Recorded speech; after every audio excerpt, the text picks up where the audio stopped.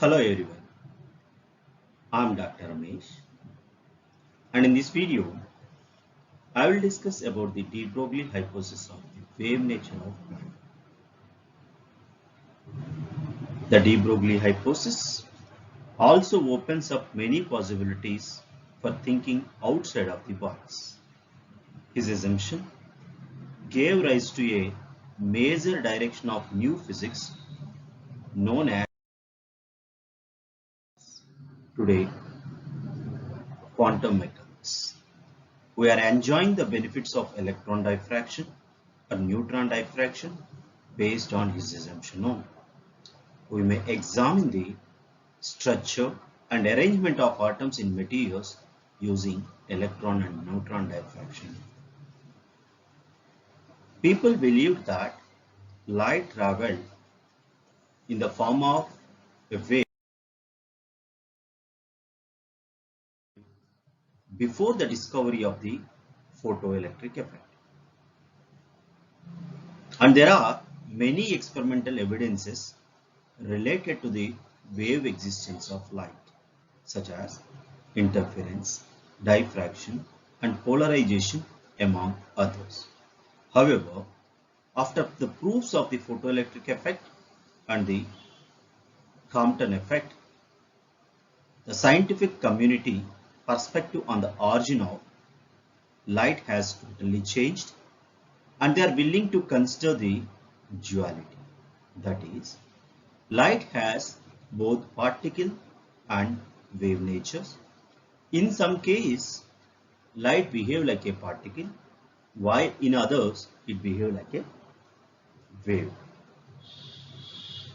Hence, light has a dual nature of radiation, that is, it has both wave and particle nature. Following the acceptance of Einstein photon theory, the question became whether this was valid only for light or whether the material objects also exhibit the wave-like behavior.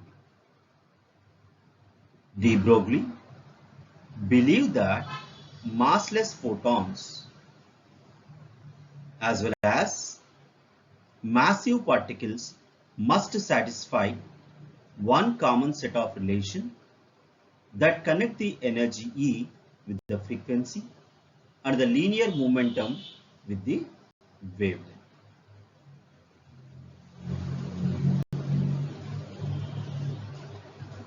Based on this assumption, de Broglie submitted his PhD thesis with title Matter Wave in the year of 1924.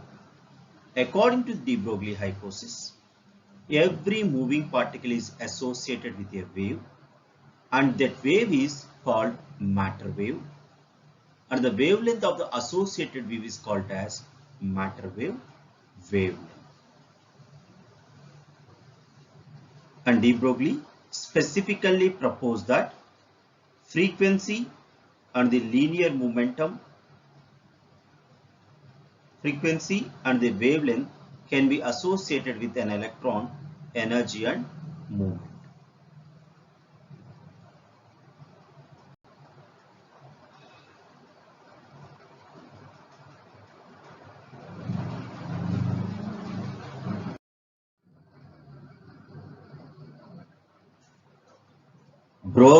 De Broglie, best known for his research on quantum theory and for predicting the wave nature of electron, he received the Nobel Prize in 1929.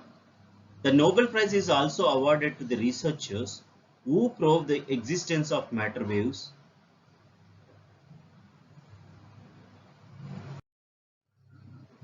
Coming to the wavelength of matter wave, de Broglie used Planck's idea of photon.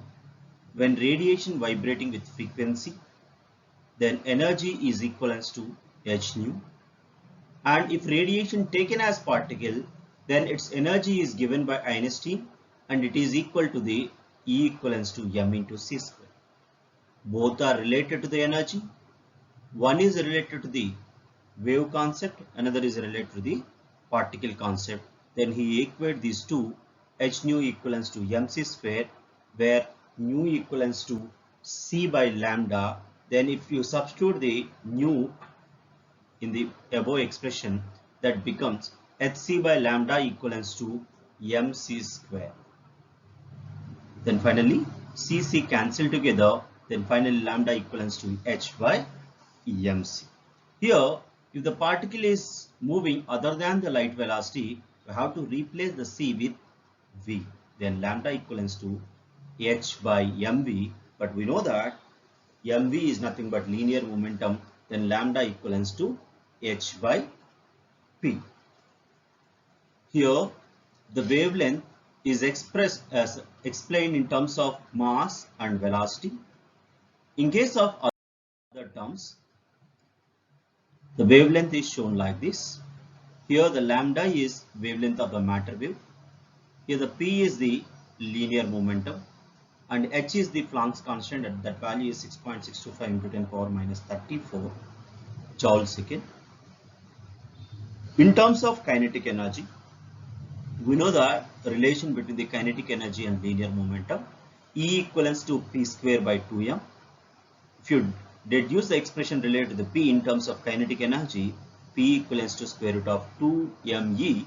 If you substitute this in the lambda formula, then lambda equivalents to h by square root of 2me. In case of any mathematical expression, if we given the kinetic energy and mass, so we can use this expression to derive the wavelength of the matter. In terms of potential difference, we know that energy equivalents to electron volt.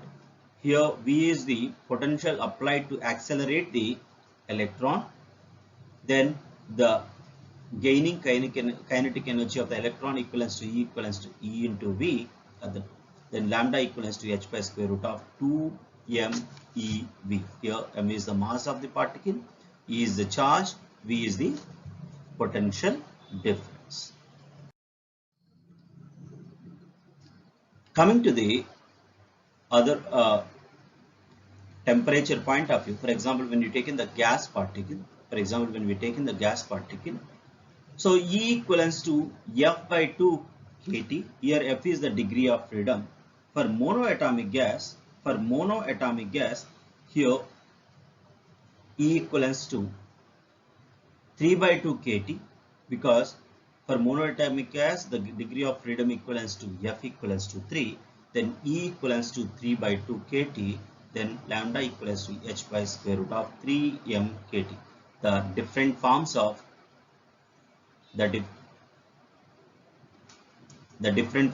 wavelength is lambda equivalents to h by mv, or h by p, or h by square root of 2me, or h by square root of 2mev, or h by square root of 3m kt. Depends upon the problem and depends upon the data asked given in the exam point. If we use different kinds of formulas, if we given the kinetic energy, we use this formula. If you given the potential difference, we use this formula. If we given the temperature and mass, we will use this formula. If we given the mass and velocity, we will use this formula. So these are the different kinds of formulas related to the de Broglie wavelength. Coming to the significant or the important characteristics of matter wave. So by using this formula, just see here lambda equivalents to h by mv. Here the h is the constant. So we can conclude that lambda is inversely proportional to the mass of the particle. So lambda, take it as mass inversely proportional to the mass of the particle. So for the smaller mass, wavelength is larger. The first important factor to understand the matter wave properties, first I take it as smaller value of mass, wavelength is larger. And similarly, wavelength is inversely proportional to the velocity. As the velocity is lower, wavelength is higher. And coming to the most important point, here the velocity is 0. Is there any wavelength? Wavelength is undefined. So there is no meaning to the undefined value. That's what wave becomes indeterminate if velocity is 0. Here I did some mistake. So this is the velocity is 0, then lambda equivalents to infinity. This shows that matter waves are generated by the moving objects only. Rest object won't produce any kind of matter waves. According to the definition itself, only moving particle can associated with a wave. Without motion, without velocity, there is no meaning of matter wavelength. So coming to the fourth point, matter wave is independent of the charge. Because if you see any kind of formula here, it doesn't has like whether it is related to the positive charge or negative charge, it is acceptable for both kind of particles. Or if it is uncharged particles also, the wavelength can be determined. And matter wave phenomena is exist for the charged or uncharged particle. That's what matter wave is independent of the charge on the material particle. It means matter wave of de Broglie wave is associated with every moving particle, whether it is charged or uncharged. That nothing but matter wave is not an electromagnetic wave. It is new kind of wave. It's a new kind of wave.